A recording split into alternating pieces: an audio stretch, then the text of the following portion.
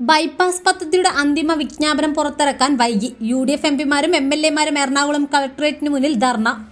Bypass പദ്ധതി നടപ്പാക്കുന്നതിൽ കേന്ദ്ര സംസ്ഥാന സർക്കാരുകൾക്ക് വീഴ്ച പറ്റിയെന്ന് ആരോപിച്ചാണ് കോൺഗ്രസ് പ്രവർത്തക സമിതി അംഗം രമേശ് ചെന്നിത്തലയാണ് സമരം ഉദ്ഘാടനം ചെയ്തത്.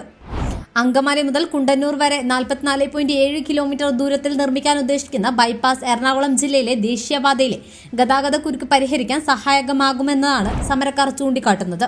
ഓഗസ്റ്റ് 29 മുൻപ് ഇത് പുറത്തിറങ്ങേണ്ടിയിരുന്നെങ്കിലും സർക്കാരുകളുടെ ഭാഗത്തുനിന്ന് കാര്യക്ഷമമായ ഇടപെടൽ ഉണ്ടാകാത്തതിനാൽ അത് നടന്നില്ല.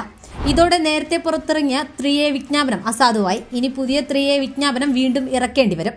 പദ്ധതിക്കായി 750 ഏക്കർ സ്ഥലം ഏറ്റെടുക്കേണ്ടതുണ്ടെങ്കിലും ഏകദേശം 160 ഏക്കറിന്റെ സർവേ നടപടികൾ മാത്രമാണ് ഇതുവരെ പൂർത്തിയാക്കിയത്.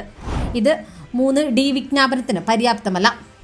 പദ്ധതിയുടെ അനിശ്ചിതത്വം കാരണം 18 വില്ലേജുകളിലെ ഭൂവുടമകൾ ദുരിതത്തിലാണ്. കല്ലിടൽ പൂർത്തിയായ ശേഷം വിജ്ഞാപനം റദ്ദായതോടെ വീടുകൾ മാറേണ്ടി വരുന്ന പല ഭൂവുടമകളും പുതിയ സ്ഥലം വാങ്ങാൻ നൽകിയ അഡ്വാൻസ് തുക നഷ്ടപ്പെടുമെന്ന ആശങ്കയിലാണ്.